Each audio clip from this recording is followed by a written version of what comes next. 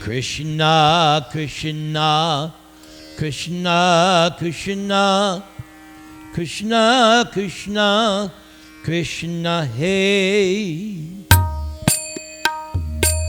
Krishna, Krishna, Krishna, Krishna, Krishna, Krishna, Krishna, hey. Krishna, Krishna, Krishna, Krishna, Krishna, Krishna, Rakshama. Krishna, Krishna, Krishna, Krishna, Krishna, Krishna, Pahima. Rama Raghava, Rama Raghava, Rama Raghava Rakshama. Krishna Keshava, Krishna Keshava, Krishna Keshava, Pahima. Nama Om Vishnu Padaya, Krishna Preshtaya, Bhutale, Srimate Bhakti Vedanta, Swaminiti Namine. Namaste Saraswate Devi Gauravani Pracharane, Nirvishesha Shunyavadi Pashyatya Desha Tarane.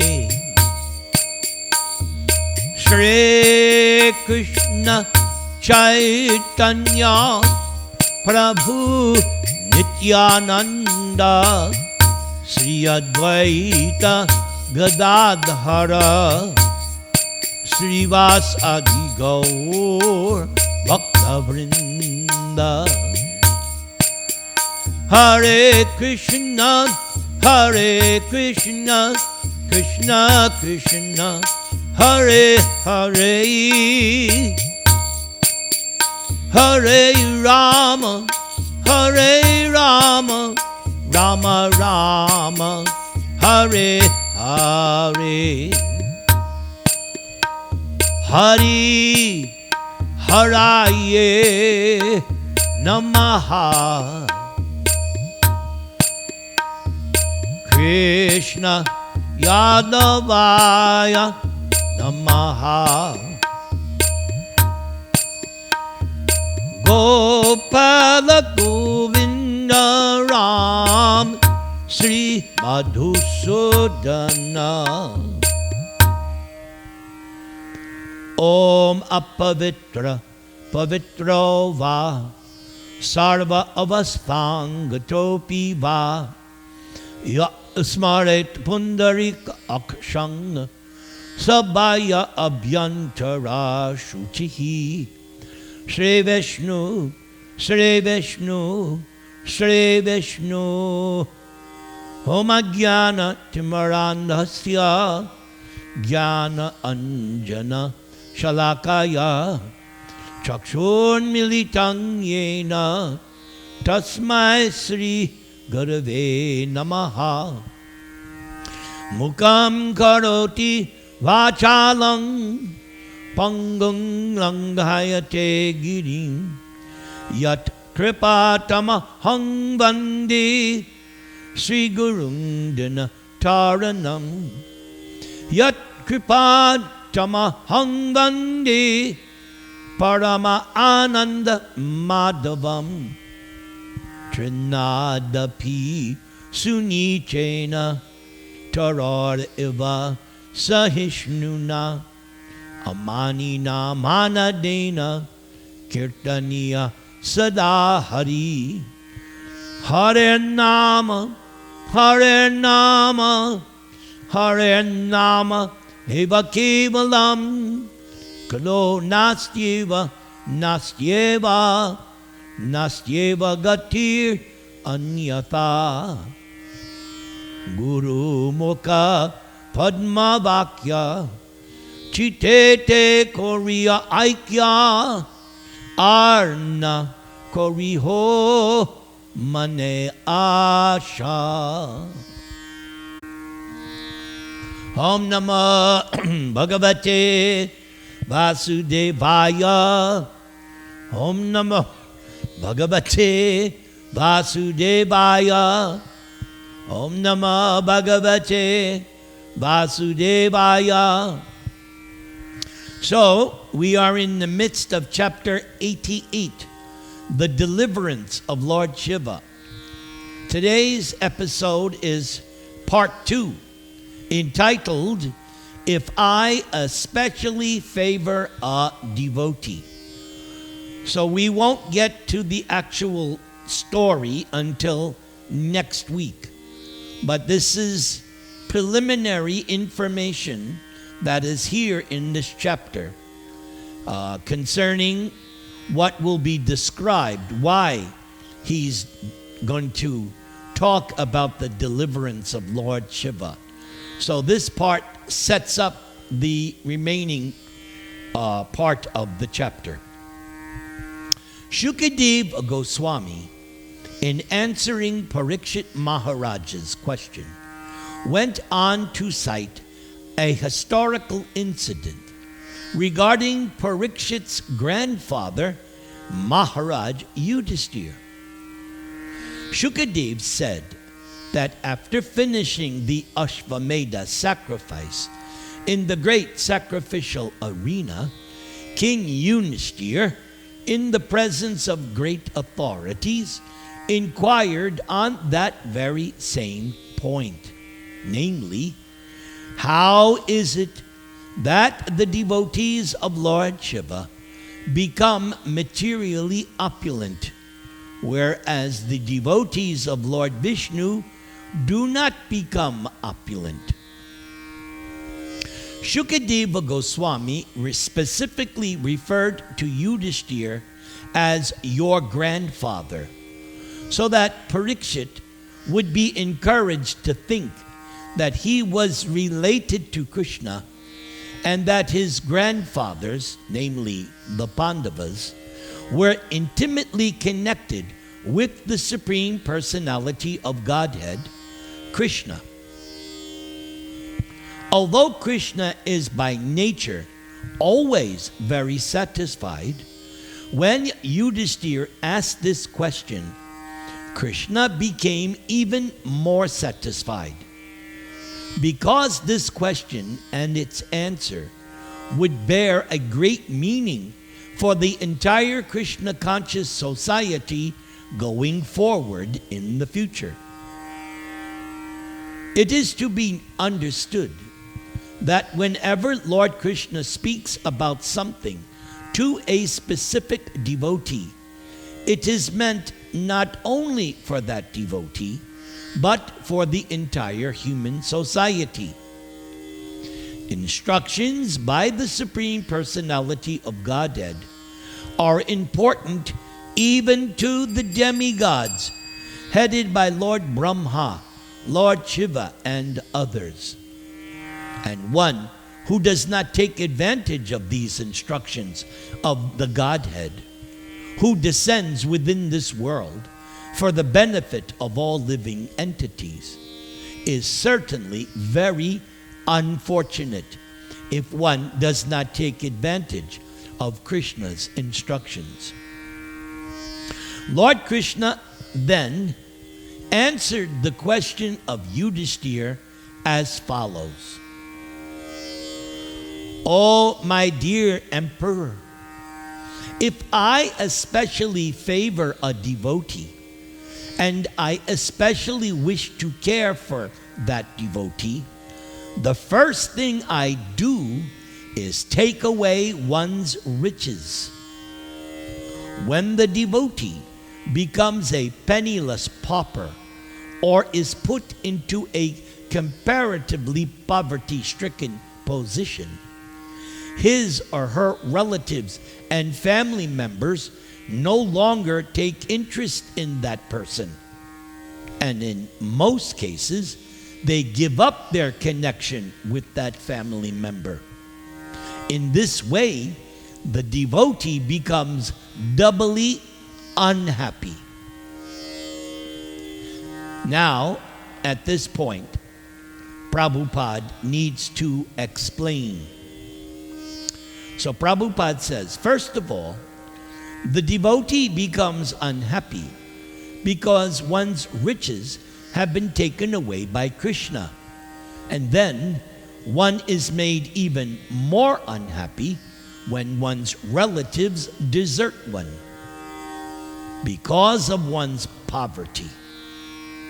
We should note, however, now this is important. Prabhupada is saying we should note, however, that when a devotee falls into a miserable condition in this way, it is not due to the devotee's past impious activities, known as karma phala, or the fruit of activity. No, the poverty of the devotee is the creation of the personality of Godhead. And similarly, when a devotee becomes materially opulent, that is also not due to one's pious activities. So in either case, whether the devotee is poor or rich, the arrangement is made by the Supreme Personality of Godhead. This arrangement is especially made by Krishna for his devotee, just to make one completely dependent upon Krishna, and in that way free the devotee from all material obligations. In that situation, one can then concentrate one's energies, mind and body, everything, for the service of the Lord. And that is what we call pure devotional service. In the Narada Pancharatra, it is therefore explained, Sarvopadi Vinir Muktam. These words mean being freed from all material designations. Works performed for family, society, community, nation, or humanity are all designated. I belong to this society. I belong to this community. I belong to this nation. I belong to this species of life. Such identities are merely designations. Now, when, by the grace of the Lord, a devotee becomes freed from all designations, then one's devotional service becomes Naishkarmya. The Jnanis are very much attracted by the position of Naishkarmya, in which one's actions no longer have any material effect, good or bad. The devotee's actions are freed from these effects, and so devotees are no longer in the category of karma phalam, or fruitive activities. As we learned before, when we studied the prayers of the personified Vedas, we learned that the happiness and distress of a devotee are produced by the personality of Godhead, and the devotee therefore does not care whether one is happy or distressed. The devotee goes on with one's duties in executing devotional service. Although one's behavior seems to be subject to the actions and reactions of fruitive activities, one is actually freed from the results of all action. It now may be questioned why a devotee would be put into such tribulation by the personality of Godhead? The answer is that this kind of arrangement by Krishna is just like that of a father who sometimes becomes unkind to his sons. Because the devotee is a surrendered soul and is thus taken charge of by the Supreme Lord, whatever condition of life the Lord puts the devotee in, whether it be one of distress or of happiness, it is to be understood that behind this arrangement is a large plan designed for the devotee by the personality of Godhead. For example, Lord Krishna put the Pandavas into a distressed condition so acute that even grandfather Bhishma could not comprehend how such distress could even occur for devotees like the Pandavas. Indeed, on his deathbed, Bhishma Dev lamented that although the whole Pandava family was headed by King Yudhishthir, the most pious king, and the Pandava family was protected by the two great warriors, Bhima and Arjuna, and above all, that the Pandavas were all intimate friends, not relatives of Lord Krishna, they still had to undergo such tribulations.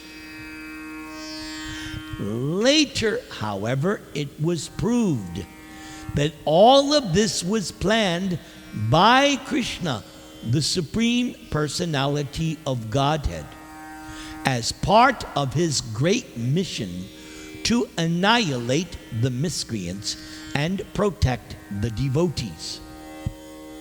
When Bhishma Dev, on his deathbed, was wondering why the Pandavas had to go under so much tribulation, Bhishma Dev admitted that nobody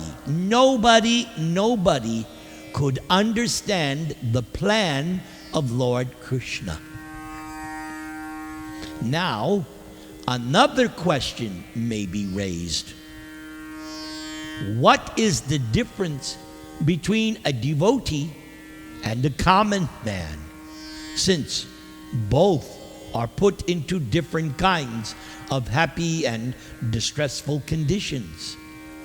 The devotee by the arrangement of God, and the common man as a result of his past deeds. So, how is the devotee any better than an ordinary karmi? The answer is that the karmis and the devotees are not on the same level. In whatever condition of life the karmi may be in, he or she continues in the cycle of birth and death, samsara. Why?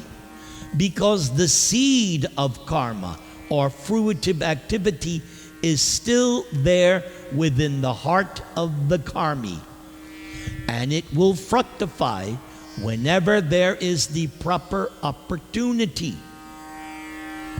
By the law of karma, a common man is perpetually entangled in repeated birth and death.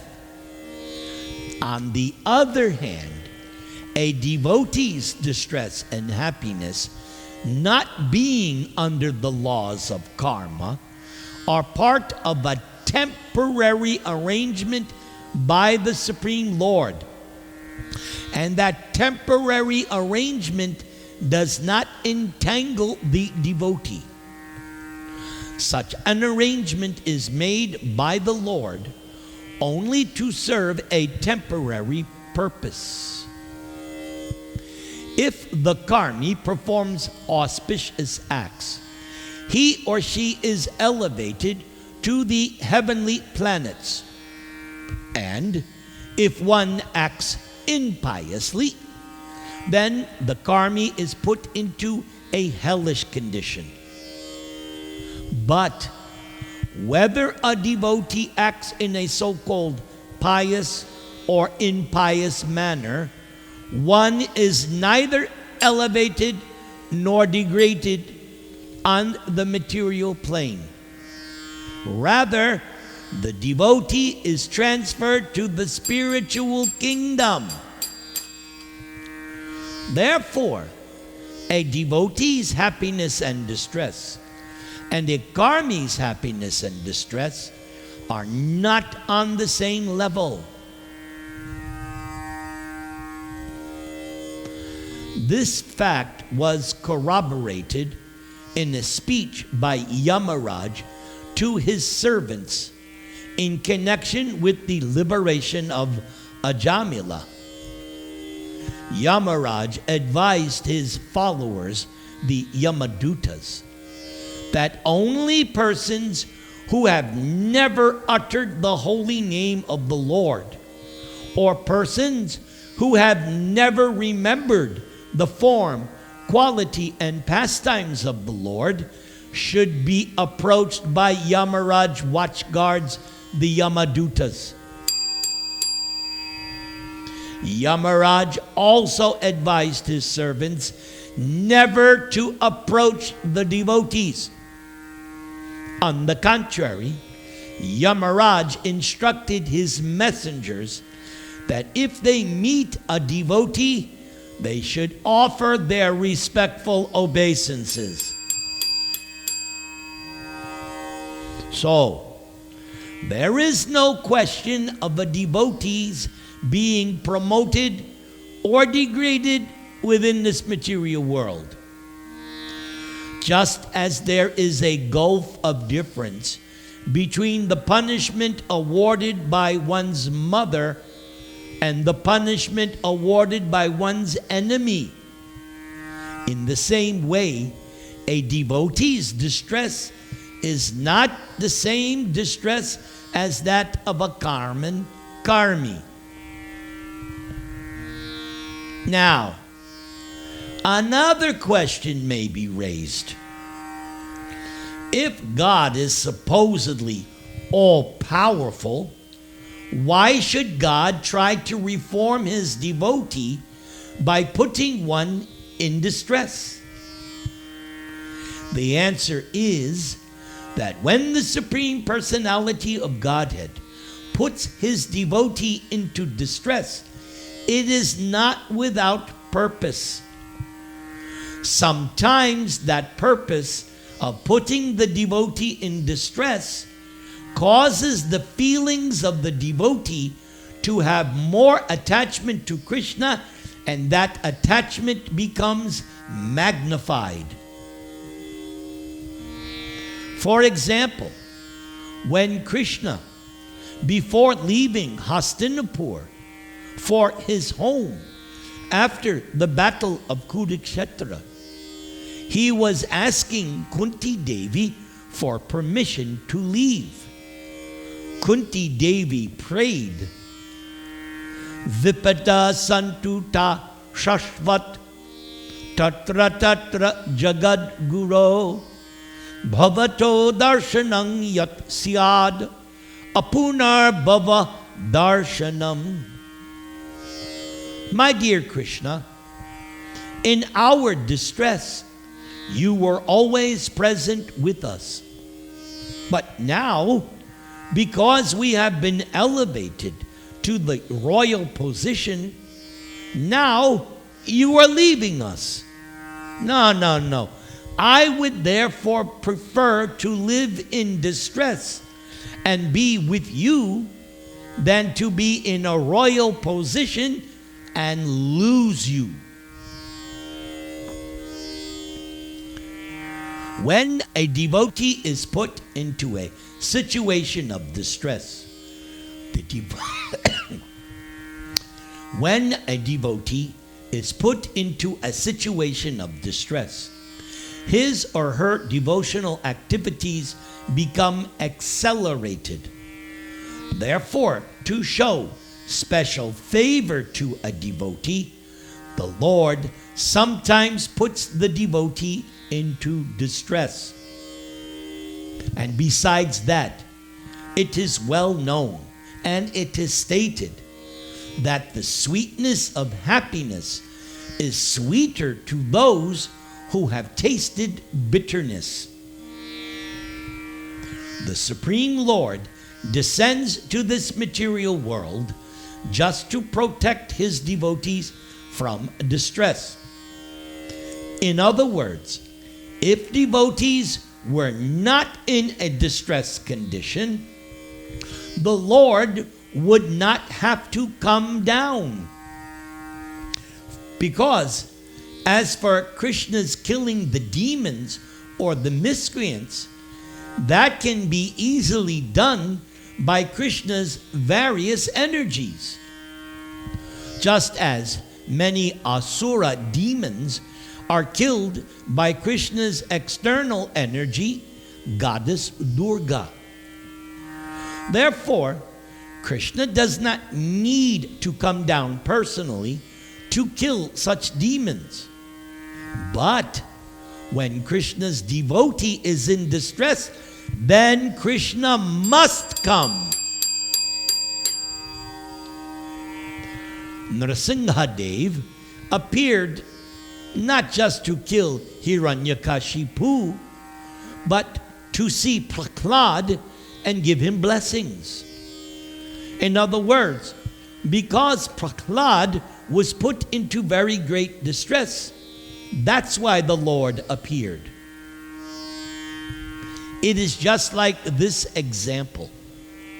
When, after the dense dark night, there is finally sunrise in the morning, it is very pleasant. And when there is scorching heat, cold water is very pleasant. And when there is freezing winter, hot water is very pleasant.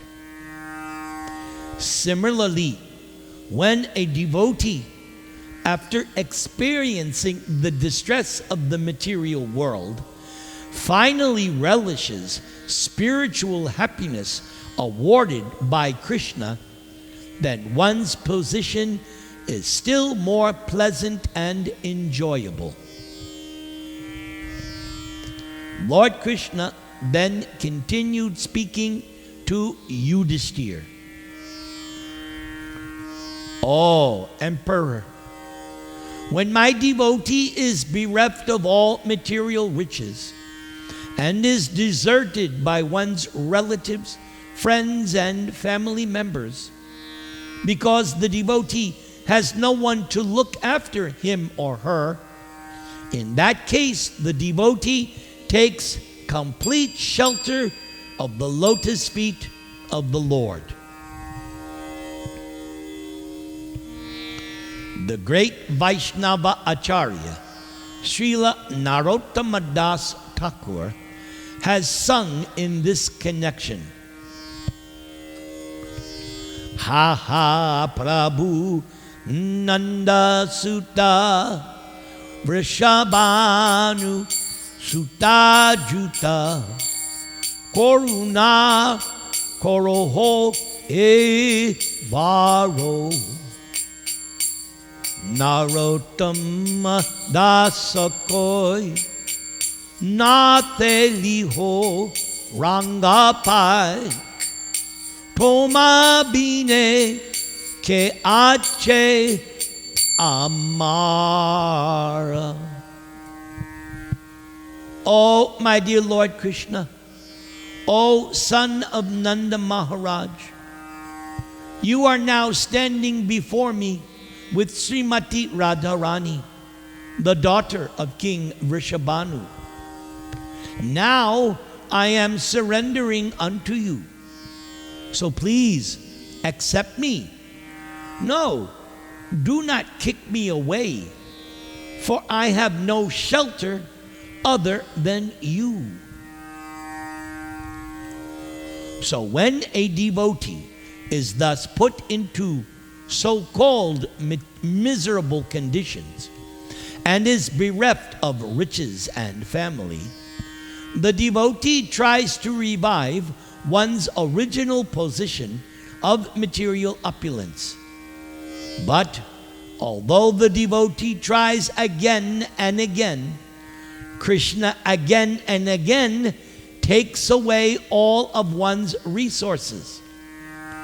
Thus, one finally becomes disappointed in all material activities, and in that stage of frustration in all of one's endeavors, one can fully surrender unto the Supreme Personality of Godhead.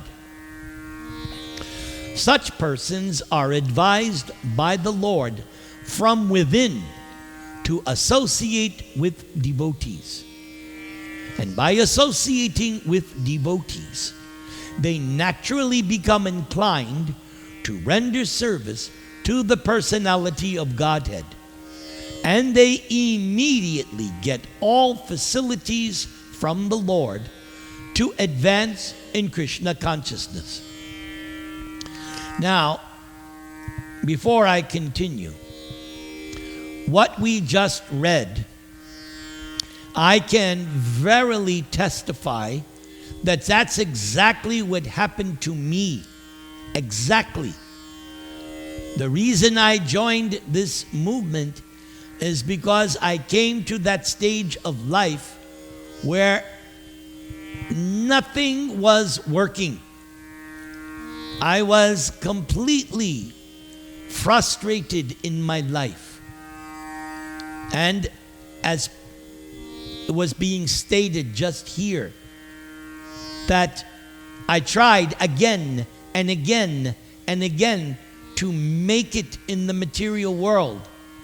But again and again, Krishna frustrated me.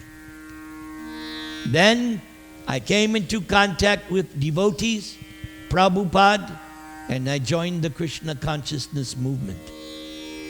And elsewhere in Prabhupada's writings and in his letters and in his lectures, Prabhupada himself identifies with this section because he also experienced that. Let us continue. Prabhupada is continuing to explain. The non-devotees, however, are very careful about preserving their material condition of life. Generally, therefore, such non-devotees do not come or approach the worship of the Supreme Personality of Godhead, but they rather worship Lord Shiva or some other demigod for immediate material profit. In the Bhagavad Gita, therefore, Krishna says, Kangshantak karmanang siddhim yajanta iha devataha. The karmis, in order to achieve success within this material world, worship the various demigods. But it is also stated by Krishna in his Gita, Antavattu phalang teshang tad bhavati alpa medasam devan deva yajo yanti mad bhakta yanti ma api. Krishna says that those who worship the demigods are not mature in their intelligence. The devotees of the Supreme Personality of Godhead, therefore, because of their strong attachment for Krishna, do not foolishly go to the demigods. Lord Krishna then said to Yudhishthira, my devotee is not deterred by any adverse conditions of life. My devotee always remains firm and steady. Therefore, I give myself to that devotee and I favor the devotee so that he or she can achieve the highest success of life. Prabhupada continues. The mercy bestowed upon the tried devotee by the Supreme Personality is described in Sanskrit as Brahma, indicating that the greatness of that mercy can only be compared to the all-pervasive greatness. Brahma means unlimitedly great and unlimitedly expanding. That mercy is also described as Paramam, for it has no comparison within this material world. And it is also called Sukshmam, very fine. Not only is the Lord's mercy upon the tried devotee great and unlimitedly expansive, but it is of the finest quality of transcendental love between the devotee and the Lord. Such mercy is further described as Chinmatram, completely spiritual, completely transcendental. The use of the word matram indicates absolute spirituality with no tinge of material qualities. That mercy is also called Sat, eternal, and Anantakam, unlimited. Since the devotee of the Lord is awarded such unlimited spiritual benefit, why should one worship the demigods? A real devotee of Krishna does not worship Lord Shiva or Lord Brahma or any other subordinate demigod. The true devotee completely devotes him or herself to the transcendental loving service of the Supreme Personality of Godhead, Krishna. So, here is the verse that Krishna spoke to Yudhishthira, and which Prabhupada has referenced in his lectures and in his writings, and which I myself also can readily attest and verify. Yasyaham anugrinami. I'll do that again. Yasyaham anugrinami harishye tad danang shanai tato danang swajanti asya swajana duka dukitam. So the key line, harishye tad danang shanai, that's the key line. So this is Krishna speaking. He says, if I especially favor someone, I gradually deprive one of their wealth.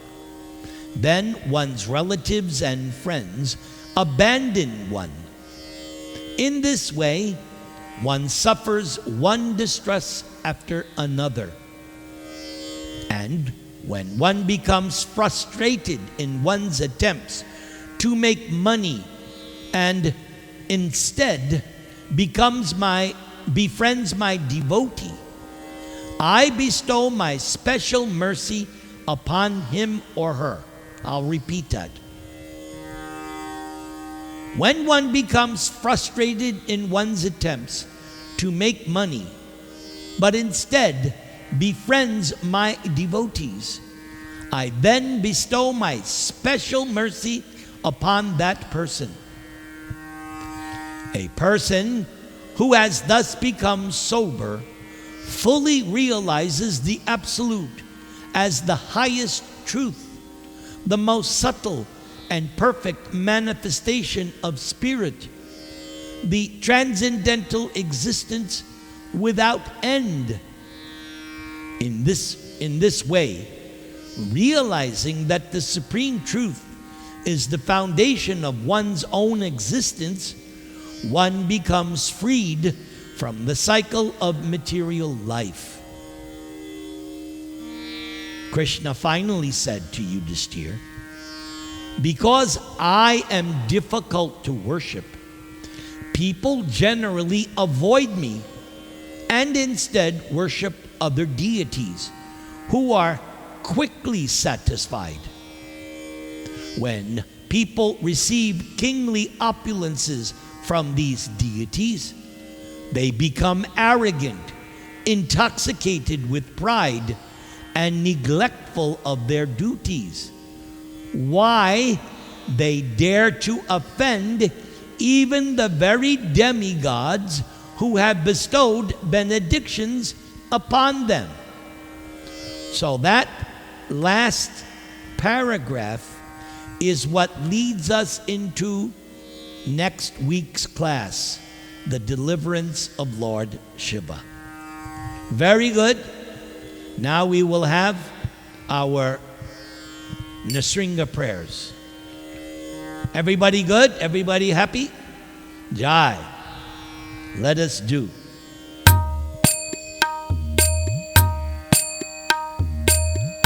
Namaste Narasimhaya Praklada Aklada Dayane Hiranya Kashi Puravakshaha Shilatanka Nakalaye Ito Nrsinga Parato Nrsimho Yato Yato Yamitato Nrsimha Bahir Nrsimho Hridaye Nrsimho Nrsimham Ading Sharanang Prapadye Nrsimhamading Sharanang Prapadye Nrsimhamading Sharanang Prapadye Tavakara Kamala Varenakam Adbhuta Sringam Dalita Hiranya Kashipo Tanu Bringam Keshavadrita Narahadi Rupa Jaya Jagadisha Hare Jaya Jagadisha Hare Jaya Jagadisha Hare Keshavadrita Narahadi Rupa Jai Jagadisha Hare Jai Jagadisha Hare Jai Jagadisha Hare Jaya Jagadish Jaya Jagadish Jaya Jagadisha Hare Om Tat Sat Jai. All glories to Krishna book.